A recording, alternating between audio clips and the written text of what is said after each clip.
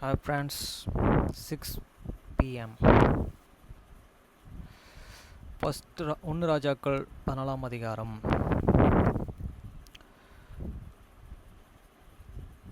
வசனம் 1 முதல் 31 வரை. அக்காலத்திலே ரெகோபியாம் குமாரனாகிய அபிநயா வியாதியிலே விழுந்தான். At that time and Abijah, the sons of the Jeroboam, fall of sick. வசனம் 2. அப்பொழுது யெரொபெயாம் தன் மனைவியை பார்த்து, நீ எழுந்து நீ யெரொபெயாமின் மனைவி என்று ஒருவரும் அறியாதபடிக்கு வேஷம் மாறி சிலோவுக்கு போ. அந்த ஜனத்தின் மேலே நான் ராஜாவாவேன் என்று என்னுடனே சொன்ன தீர்க்கதரிசியாகிய அகியா அங்கே இருக்கிறான். And Jeroboam said unto his wife, Arise, I pray thee, and discuss thyself, that thou be not can now to be the wife of the Jeroboam, and get thee to the Shiloh. Behold, there is Ahijah the prophet.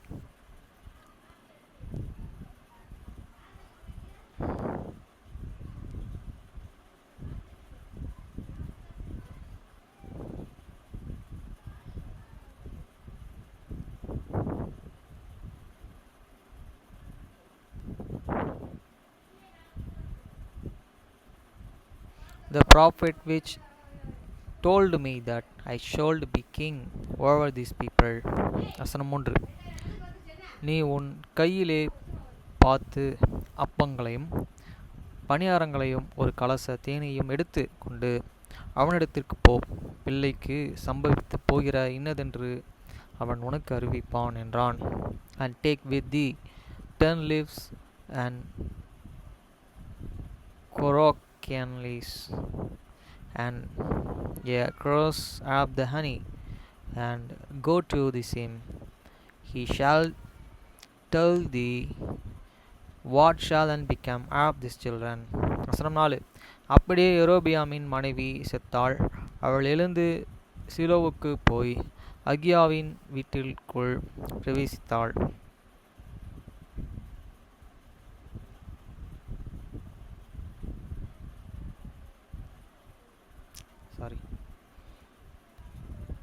வசனம் 4. அப்படியே யெரொபெயாமின் மனைவி செய்தாள். அவள் எழுந்து சிலோவுக்கு போய் அகியாவின் வீட்டிற்கு பிரவேசித்தாள்.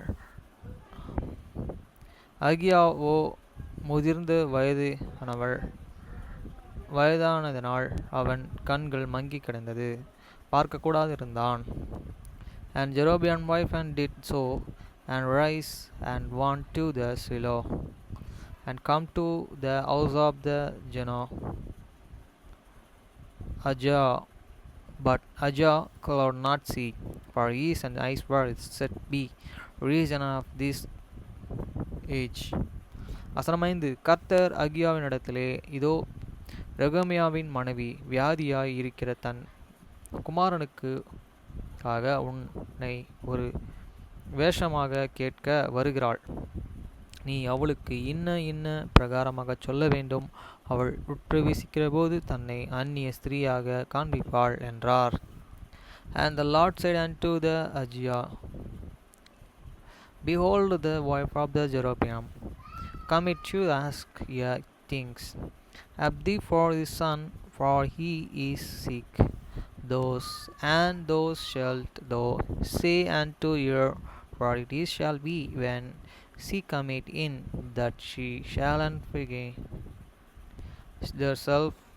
herself to be another woman. வசனம் 6. ஆகையால் வாசப்படிக்குள் பிரவேசிக்கும் அவளுடைய நடையின் சத்தத்தை அகியா கேட்டவுடனே அவன் ரெகொபெயாமின் மனைவியை, உள்ளே வா, உன்னை அந்நிய ஸ்திரீயாக காண்பிக்கிறது என்ன? துக்கச் செய்தி உனக்கு அறிவிக்க நான் அனுப்பப்பட்டேன். And it was so, when he heard the sound of the feet as he come in at the door, that he said, and come in, thou wife of the Jeroboam, we figurest thou thyself to be another, for I am sent to thee with heavy tidings. அசலமேலு நீ போய் ரெகொபெயாமை நோக்கி, இஸ்ரவேலின் தேவனாகிய கர்த்தர் சொல்கிறது என்னவென்றால், ஜனத்தினின்று உன்னை நான் உயர்த்தி உன்னை இஸ்ரவேலில் இன்னும் என் ஜாதிகள் மேலே அதிபதியாக வைத்தேன். Go tell Jeroboam, thus said the Lord and God of the Israel, for as much as I excelled thee from among the people, and made thee prince over my people Israel. கடவுள் தான் சொல்கிறான்னா, உன்னை என்னோடய ஜனத்துக்கு இஸ்ரேலுக்கு உன்னை பிரின்ஸாக வச்சேன், அதாவது ராஜாவாக வச்சேன். ஆனால் நீ அப்படின்றாரு. சனமெட்டு, நான் ராஜ பாரத்தை தாவீதின் வம்சத்தாரின் கையிலிருந்து பிடுங்கி உனக்கு கொடுத்தேன். ஆனாலும் என் கற்பனைகளை கை கொண்டு என் பார்வைக்கு செம்மையானதை செய்ய தன் முழு இருதயத்தோடு என்னை பின்பற்றின என் தாசனாகிய தாவீதை போல நீ இராமல் சொல்லிட்டாரு. ஜெரோமியாவும் இல்லை அப்படின்றாரு. And rend the kingdom away from this house of David and give it thee, and yet thou hast not been as my servant David, who keepeth my commandments, and who followed my with all this heart, to do that only which was right in many eyes. வசனம் 9, உனக்கு முன் இருந்த எல்லாரையும் பார்க்கிலும் பொல்லாப்பு செய்தாய். எனக்கு கோபம் உண்டாக்க நீ போய் உனக்கு அந்நிய தேவர்களை வரக்கப்பட்ட விக்கிரகங்களை உண்டு பண்ணி உனக்கு புறம்பே உன்னை தள்ளிவிட்டாய். நீயே உனக்கு அப்படின்னு சொல்லிட்டார். But hast done evil above all that were before thee, for thou hast and go me, and made and thee other gods, and made an image to the provoke me to the anger, and hast and caused me behold thy back. நீ ஃபுல்லாக உன்னையே நீ புறம்பா தள்ளிக்கிட்ட அப்படின்ட்டார். வசனம் 10, ஆகையால் இதோ நான் ரெகொபெயாமுடைய வீட்டின் மேல் பொல்லாப்பை வரப்பண்ணி ரெகொபெயாமுக்கு அவள் மேல் நீர் விடும் ஒரு நாய் முதலை யாயிராதபடிக்கும். என்ன சொல்றாரு? ரெகொபெயாமுக்கு சுவருள் மேல் நீர்விடும் ஒரு நாய் முதலையாயிராதபடிக்கும் இஸ்ரவேலிலே அடைப்பட்டவனையும் விடப்பட்டவனையும் சிங்காரம் பண்ணி குப்பை கழித்து போடப்படுகிறது போல ரெகொபெயாமின் பின்னடியரை அவர் கட்டோடு அற்றுப்போடு போகும் மட்டும் கிழித்த போடுவேன் என்றார். அதை முன்னாடியே சொல்லிட்டார், அவங்க வம்சம் முழுசாக அழிச்சிடும் அப்படின்ட்டார் கடவுள் அவர் செய்த தப்புக்கு. Therefore behold, I will and bring evil upon the house of the Jeroboam, and I will cut up from Jeroboam him that possessed against the war, and him that is set up against left him Israel, and I will take away the remain of the house of the Jeroboam, as a man taketh away dung till it be all the goni. வசனம் 11, எரோபியாமின் சந்நிதியாரே, பட்டணத்திலே சாகிறவனை நாய்கள் தின்னும், வெளியிலே சாகிறவனை ஆகாயத்து பறவைகள் தின்னும். கர்த்தர் இதை உரைத்தார். அவன் செய்த தப்புக்கு என்ன மாதிரி தண்டனை அவனுக்கு? ஒரு ராஜாவுக்கு எப்படி ஒரு தண்டனை பாருங்கள். ஏன்னு கேட்டிங்கன்னா, தாவீதோட வம்சத்தார், தாவீது கரெக்டாக இருந்தார். சாலமோன் செய்த தப்பு நிமித்தம் அவரோட இடத்துலேருந்து பிடுங்கப்பட்ட அந்த ராஜ்யபாரத்தை ஜெரோபியாமுக்கு கொடுக்குறாரு. இஸ்ரேலில் ஃபுல்லாக அந்த 10 கோத்திரத்தையும் கொடுக்குறாரு. அவர் அதை உணராமல் யாரோ சொல்கிறதா இல்லாட்டி இவரே ரெகொபெயாம் தான் ஆட்சியை பிடிங்கிற போகிறார் சொல்லி பயந்து சில விஷயங்கள்லாம் செய்வார் இவரே.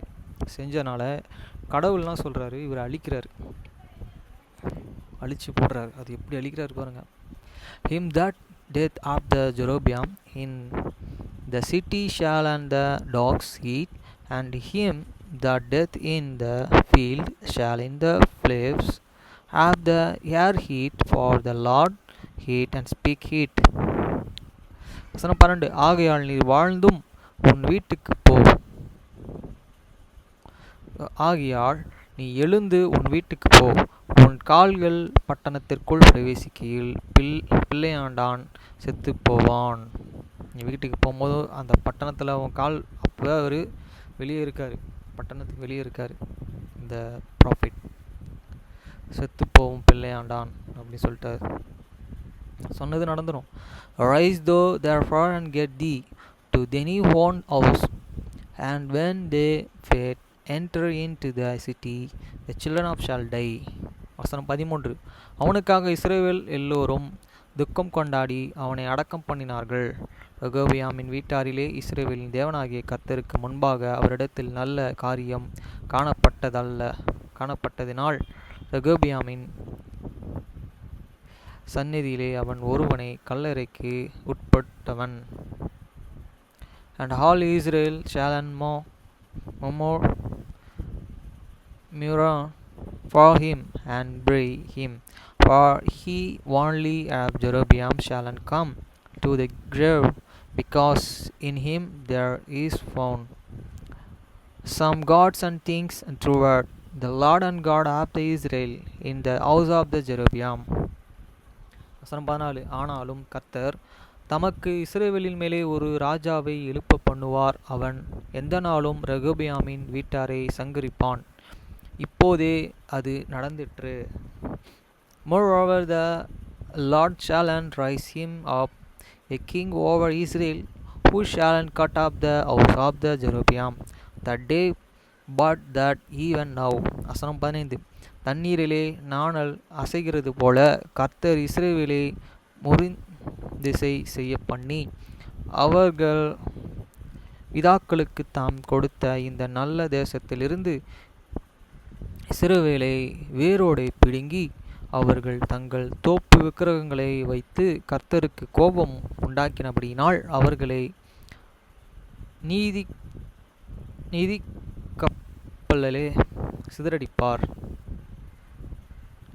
நதிக்கு அப்பாலே சிதறடிப்பார். For the Lord shall and smite Israel as the rain is can in the waters, and the shall and root up and Israel out of these good lands which he gave to their fathers, and shall and scatter them behind the rivers, because they have made their graves provoking the law to the anger.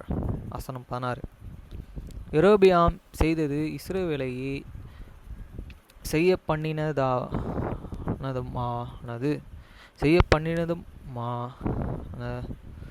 பண்ணினதுமான பாவத்து நிமித்தம் இஸ்ரவேலில் ஒப்பு கொடுத்து விடுவார் என்றான். And he shall give Israel up because of the sins of the Jeroboam, who did sin, and who made Israel to the sin. வசனம் 17. அப்பொழுது ரெகொபெயாம் மனைவி எழுந்து புறப்பட்டு திர்சாவுக்கு வந்தாள். அவள் வாசப்படியிலே வருகையிலே பிள்ளையாண்டான் செத்து போனான்.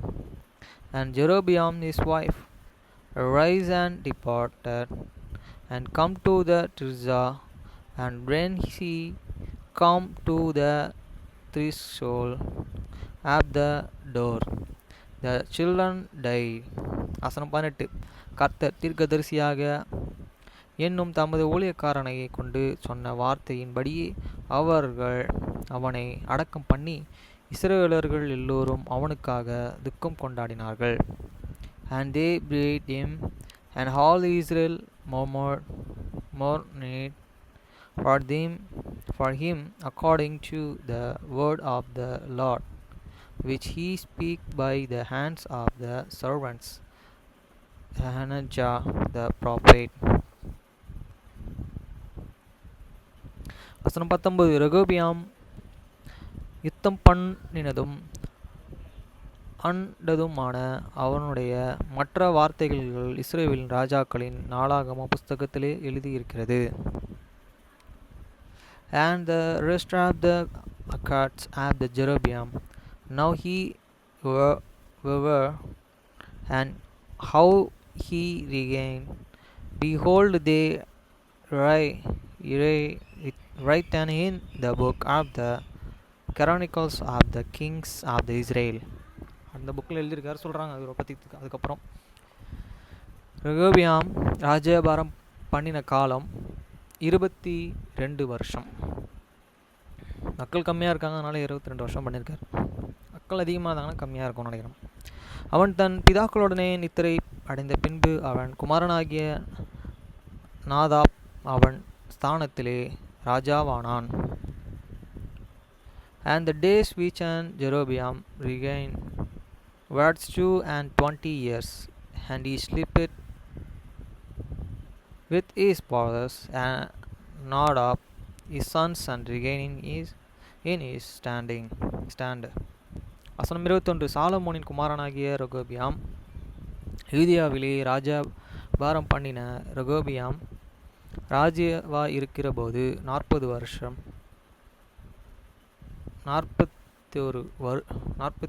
வயதாயிருந்தான். கர்த்தர் தம்முடைய நாமம் விளங்கும்படி இஸ்ரவேலிலே கோத்திரங்களிலே தெரிந்து கொண்ட நகரமாகிய எருசலேமிலே 17 வருஷம் ராஜ்யபாரம் பண்ணினான். அமோன் ஜாதியான அவனுடைய தாயின் பெயர் நாமாள். And Rehoboam the son of the Solomon regained in the Judah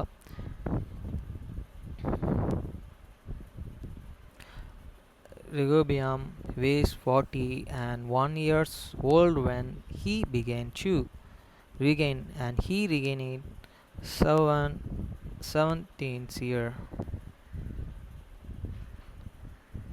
In the Jerusalem, the city which the Lord did chosen out of the all tribes of the Israel, to put his name therein, and his mother's name was Naamah, and Ammonians. வசனம் 22. யூதா ஜனங்கள் கர்த்தரின் பார்வைக்கு பொல்லாப்பானதையும் செய்து தங்கள் செய்த வருகிற தங்களுடைய பாவங்களில் தங்கள் பிதாக்களை செய்த எல்லாவற்றையும் பார்க்கிலும் அவர்கள் அதிக எரிச்சலையும் முட்டினார்கள். And Judah did evil in the sight of the Lord, and they provoked him to the jealously with their sins which they and committed above all that their fathers hadn't done. வசனம் 23. அவர்களுக்கு உயர்ந்த சகல மேட்டின் மேலும் பச்சையான சகல மரத்தின் கீழும் மேடைகளையும் சிலைகளையும் தோப்பு விக்கிரகங்களையும் தங்களுக்கு உண்டாக்கினார்கள். For they also build them high place, an image and graves, and every high place, and under every green tree. வசனம் 24. தேசத்திலே லட்சையான புணர்ச்சிக்காரரும் இருந்தார்கள். கர்த்தர் இஸ்ரவேலை புத்திரருக்கு முன்பாக துரத்திவிட்ட ஜாதிகளுடைய அருவருப்புகளின்படி எல்லாம் செய்தார்கள். And there were also Sodomitians in the lands, and they did according to all the abominations of the nations which the Lord cast out of before the children of the Israel. வசனம் 25.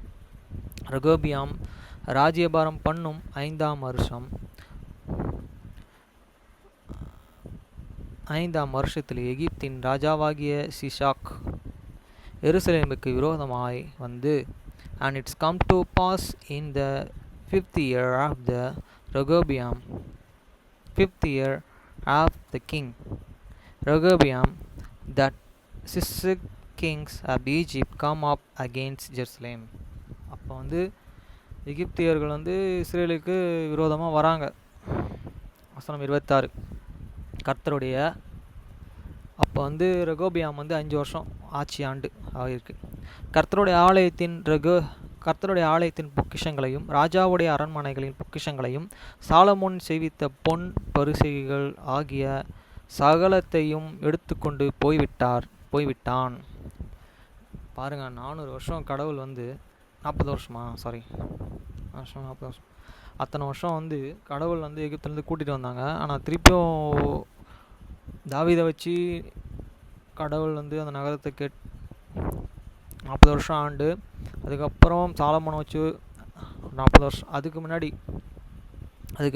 தாவீதுக்கு முன்னாடி பார்த்தீங்கன்னா 40 வருஷம் ஒரு தேவ மனுஷன் ஆண்டிருக்காரு. அதுக்கப்புறம் தாவீது, அதுக்கப்புறம் சாலமோன் 40 வருஷம் ஆண்டிருக்காரு. 40 வருஷத்துக்கு அப்புறம் சாலமோனுடைய குமாரன் ஆண்டு கொண்டு இருக்கார் யூதேயாவை 5 வருஷம். இஸ்ரேலில் வந்து அந்த தேவனுடைய டெம்பிள் கெட்டப்பட்டு இருக்கிறது, அதை வந்து முற்றிலுமாக அழித்து போடுறாங்களோ இல்லையோ, அங்கே இருக்கிற பொருட்களெல்லாம் எடுத்துகிட்டு போயிடுறாங்க. தங்கம், அதுமான நிறைய விதமான பொருட்கள், அங்கே இருக்கிற கடவுளுக்கு முக்கியமான அந்த பொருட்கள் எல்லாத்தையும் எடுத்துகிட்டு போயிட்டு யார் எடுத்துகிட்டு போகிறாங்கன்னா எகிப்தில் இருக்கவங்க எடுத்துகிட்டு போயிடுறாங்க. வந்து வசனம் 27. அவைகளுக்கு பதிலாக ராஜாவாகிய ரெகொபெயாம் வெண்கல பரிசுகளையும் செய்வித்த அவைகளை ராஜாவின் வாசப்படியே காக்குகிற சேவகர்களுடைய தலைவரின் கைகளிலே ஒப்பு கொடுத்தான். வசனம் 27. அவைகளுக்கு பதிலாக ராஜாவாகிய ரெகொபெயாம் வெண்கல பரிசுகளை செய்வித்து அவைகளை ராஜாவின் வாசப்படியில் காக்கிற சேவர்களுடைய தலைவரின் கைகளில் ஒப்பு கொடுத்தான். And King Rehoboam made him there stand brass and shield and committed them unto the hands of the chief of the guard, which keep it the doors of the king's house.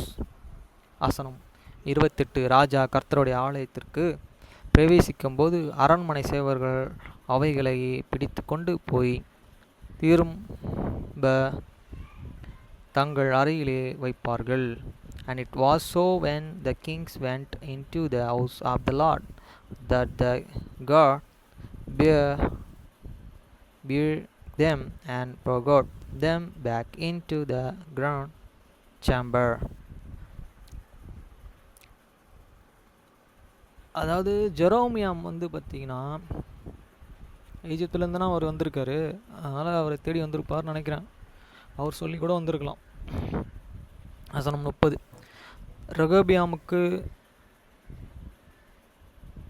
ஜெரோபியாமுக்கும் அவர்கள் இருந்த நாட்கள் எல்லாம் யுத்தம் நடந்து கொண்டே இருந்தது. And there was war and between Jeroboam and Rehoboam all their days. There are days. யுத்தம் நடந்துக்கிட்டே இருக்குன்றாங்க அவங்க இருந்த காலத்தில். ஏன்னா அவங்க 2 பேருமே சரியில்லையே. அவங்க தகப்பன் வாழ்ந்ததை அவங்க பார்க்கவே இல்லை போல். சாலமோனும் சரியில்லை, ரெகொபெயாமும் சரியில்லை, ஜெரோபியாமும் சரியில்லை. வசனம் 31. ரெகொபெயாம் தன் பிதாக்களுடனே நித்திரை அடைந்த தாவீதின் நகரத்திலே தன் பிதாக்கள் அண்டையிலே அடக்கம் பண்ணப்பட்டான். அமோன் ஜாதியான அவன் தாய்க்கும் நாமாள் என்று பெயர். அவள் குமாரனாகிய அபியா அவன் ஸ்தானத்தில் ராஜாவானான். அவள்தான் அவர் இறந்துடுறாரு. ரெகொபெயாம் நித்திரை அடைஞ்சிடறாரு. And the Rehoboam slept with his fathers and was born with his fathers in the cities of David, and his mother's name was Naamah, and Ammonitians, and Abijah his sons, and regained in his stand. Abinah அபிநயம் தானே போட்டிருக்காங்க, அபிநயம். Okay friends, என்ன தெரிஞ்சுக்கிட்டோம்? தாவீது போல தப்பு பண்ணாலும் அந்த இடத்துல கடவுள்கிட்ட மன்னிப்பு கேட்டுறாரு. மன்றாடி மன்னிப்பு கேட்டுட்டு ஒழுங்காக வாழ்கிறாரு. அவருக்கு தண்டனையும் கொடுக்குறாரு கடவுள். அது மன்னிப்புக்கு தண்டனையும். ஆனால் திரும்பியும் அவர் கடவுளுக்கு உண்மையாக வாழ்கிறாரு. அவர் வாழ வேண்டியதை எப்படி வாழணுன்றத, தன் தகப்பன் எப்படி வாழ்ந்தாருன்றத சாலமோன் பார்த்துருக்காரு. பார்த்துருந்தனால அவரும் நல்லா வாழ்கிறாரு. கடவுள் அவரையும் ப்ளஸ் பண்ணுறாரு. ஆனால் அவருடைய மகன் ரெகோபியாம் சரியாக வாழலை. சாலமோன் சரியாக வாழலைன்றது தான் ரெகோபியாம்கிட்ட வந்து ஆட்சியை பிடுங்கி அந்த 10 கோத்திரத்தை ஜெரபியாம்கிட்ட கொடுக்கறதுனால அதில் யுத்தம் நடந்துக்கிட்டே இருக்குது. அந்த யுத்தத்தில் ரெகோபியாம் நித்திரை அடைகிறாரு. ரெகோபியாமும் ராஜாவாக இஸ்ரேலில் இருக்கும்போது யுத்தம் நடந்துக்கிட்டே இருக்குது. இது மத்தியில் வந்து சாலமோன் கட்டி வச்சுருந்த ஆலயத்தில் வந்து எல்லா பொருட்களையும் எகிப்தியர்கள் வந்து எடுத்துகிட்டு போயிடுறாங்க. ஏதோ நடக்குது, எகிப்தியர்கள் வந்து எடுத்துகிட்டு போயிடுறாங்க. இது எப்படி நடக்குதுன்னா, ஜெரோபியாம் வந்து இஸ்ரேல்லையும் சரி யூதாவிலையும் இருக்கிறதுக்கு முன்னாடி அவர் எகிப்தில் இருந்திருக்காரு, விரட்டப்பட்டு இருந்திருக்காரு. அந்த ராஜா வந்து தெரிஞ்சுக்கிறாரு இவர் இங்கே ராஜா ஆயிட்டாருன்னு. அதனால் இந்த ஈரோ பற்றி தான் நம்மளுக்கு தெரியுமேன்னு சொல்லி அவன் ஈஸியாக வந்து எடுத்துருக்கலாம். அந்த இஸ்ரேலில் இருக்க பொருட்கள் எடுக்கிறதுக்கு அவர் வந்திருக்கலாம்னு நினைக்கிறேன். இவங்கெல்லாம் தேவனுக்கு உகந்து வாழாமல் இப்படி இருந்திருக்காங்கன்றதை வந்து 1 ராஜாக்கள் 14ஆம் அதிகாரத்தில் நம்ம பார்க்குறோம். ஓகே ஃப்ரெண்ட்ஸ், இன்னொன்று சொல்லிடுறேன். ராஜாக்களை எதுக்கு வைக்கிறாருன்னா, ஒரு தேசமே ஒழுங்காக வாழ்கிறதுக்கு. உதாரணத்துக்கு ட்ரம்ப் மாதிரி. ட்ரம்ப் இப்போ எப்படியோ அவங்க தேசத்தை சுத்தமாக வச்சுருக்காரு, அவங்க தேசத்தை கடவுளுக்கு பயபக்தியாக வச்சுருக்காருங்கிறத வந்து இப்போ ரூல் பண்ணும்போது தெரிஞ்சுக்கலாம். ஓகேங்களா? அவரை மாதிரி ஒரு ராஜாக்கள் கடவுளுக்கு பயந்து ரூல் பண்ணணும். வார் நடக்கக்கூடாது.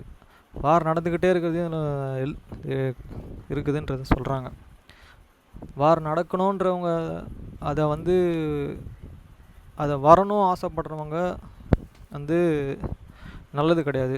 வார் இருக்கக்கூடாது, வந்து எப்பயுமே வந்து சமாதானம் இருக்கணும்ன்றதை வந்து இதில் தெளிவாக புரிஞ்சுக்கலாம். அந்த மாதிரி ஒரு நல்ல மனிதர், அந்த மாதிரி நல்ல மனிதர்கள் ஆழ்ந்தால் ஒரு தேசம் வந்து நல்லா இருக்கும். இதை வந்து நம்ம தெரிஞ்சுக்கிறோம் இந்த காலகட்டத்தில். ஓகே ஃப்ரெண்ட்ஸ், ஆளணும், எல்லாருமே தெரிஞ்சுக்கணும். சீக்கிரமாக தேவனை பற்றி தெரிஞ்சுக்கணும். அவருக்கு மேலே ஒரு பயம் இருக்கணும். அவர் நம்மளை வந்து இண்டிவிஜுவல் ஒருத்தரையும் தான் கேள்வி கேட்பார். ட்ரம்ப்பு கேள்வி கேட்க மாட்டார் கடவுள். ட்ரம்ப் ஏன் தேசத்தை சரி ஆக்கலன்றதை கேட்க மாட்டார். நம்மளாம் சூஸ் பண்ணனால கடவுள் அவரை சூஸ் பண்ணியிருக்காரு, அவர் அங்கே சூஸ் பண்ணியிருக்காரு. அது மாதிரி ஒவ்வொரு மனிதனும் செய்கிற தப்புக்கு ஒவ்வொரு மனிதனையும் தான் கேட்பார். அந்த மனிதன் செய்த தப்பை கடவுள்கிட்ட அறிக்கை செய்துட்டு தனியாக கடவுள்கிட்ட சொல்லிவிட்டு மன்னிப்பு கேட்டிங்கன்னா உங்களை மன்னித்து அவர் ஏற்றுப்பார். ஓகேங்களா? ஏற்றுக்கினதுக்கப்புறம் நம்ம திரும்பி அந்த பாவத்தை செய்யாமல் வாழும்போது மன்னிப்பு கிடைக்கும், நம்மளுக்கு கண்டிப்பாக கிடைக்கும். ஒவ்வொரு நொடி பொழுதும் நம்மளுக்கு வந்து கண்டிப்பாக மன்னிப்பு கொடுப்பார். தெரிஞ்சு செய்கிற பாவத்துக்கு மன்னிப்பு கிடையாது சொல்லிடுறேன். தெரியாமல் செய்கிற பாவத்துக்கு மன்னிப்பு உண்டு. ஒவ்வொருத்தையும் இண்டிவிஜுவலாக தான் கணக்கு ஒப்புவிக்கணும்.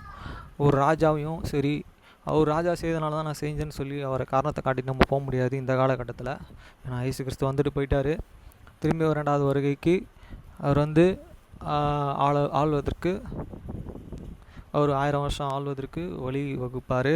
அந்த 1000 வருஷம் முடிஞ்சதுக்கப்புறம் நித்திய நரகத்தில் சாத்தானை தள்ளுவார்ன்றதும் நம்ம அனைவருக்கும் தெரியும். இதில் வந்து நம்மளுக்கு தோல்வடைய கொடுத்தது வந்து நம்ம தேவன் தான். அவரை மறக்கக்கூடாது. நம்மளுக்கு ஏதேனும் தோட்டத்தில் நம்ம வாழ்க்கையே வேறு, இப்போ நம்ம வாழ்ந்துட்டுருக்க வாழ்க்கை வேறு. கண் திறக்கப்பட்டனால நம்ம வந்து நிர்வாணமாக இருக்கிறது வந்து நம்மளுக்கு தெரியும். இதயம் தோட்டத்தில் அது தெரியாமல் இருந்தோம். நம்மளுக்கு ஆகாரம்லாம் கொடுத்தாரு. இப்போயும் நம்மளுக்கு ஆகாரத்தை கொடுத்துட்டு தான் இருக்கார் தேவன். ஓகேங்களா? இப்போ நம்ம கண் திறக்கப்பட்ட மாதிரி மிருகங்கள் கண் திறக்கப்படுதுன்னா அதுங்களும் ட்ரெஸ்ஸு போட ஆரம்பிச்சிடும். புரியுதுங்களா? அதனால் வந்து கண் திறக்கப்பட்டதுன்றது சொல்கிறதோட அந்த ஞானம் வந்திருக்கு. அந்த ஞானம் எப்படி வந்ததுன்னா, நன்மை தீமைன்ற ஒரு கனி, அந்த கனியை சாப்பிட்டதுலேருந்து வந்ததுன்ற நமக்கு தெரியும். இன்னமும் அந்த இடம் பூமியில் இருக்கான்னு எனக்கு தெரியாது. ஓகேங்களா? ஆனால் பூமி முழுசாக நம்ம வந்து வாழ்ந்து இருக்கலாம். அந்த ஒரு கனியை சாப்பிடாமல் இருந்தோன்னா எப்பயோ பெருகி பூமி நிரப்பப்பட்டிருக்கோன்றதை வந்து நான் நிச்சயிக்கிறேன். இப்போ நம்ம நிரப்பலை, இருக்க இடத்துக்கு அடிச்சுக்கிறோம், வாழலை சரியா. ஓகேங்களா ஃப்ரெண்ட்ஸ்? இயற்கையை நம்ம சேதப்படுத்திக்கிட்டு இருக்கோம். இயற்கையை நம்ம பாதுகாக்கணும். ஓகேங்களா? அப்போ தான் நம்மளையும் ஒரு ஒளி விளக்காக மாற்றுறாரு கடவுள்ன்றதை வந்து இதில் நான் வைக்கிறேன் கருத்தா. ஓகே ஃப்ரெண்ட்ஸ், பாய். அதே மாதிரி கண்ணை என்ன பண்ணுறான்னு தெரில, ஏன்னா அவனுக்கு நான் தான் கற்றுக் கொடுத்த வண்டி. ஞாயிற்றுக்கிழமை என்னோடய மெசேஜை பார்த்துருந்தான். லிட்டில் பிட் பயம். Okay friends.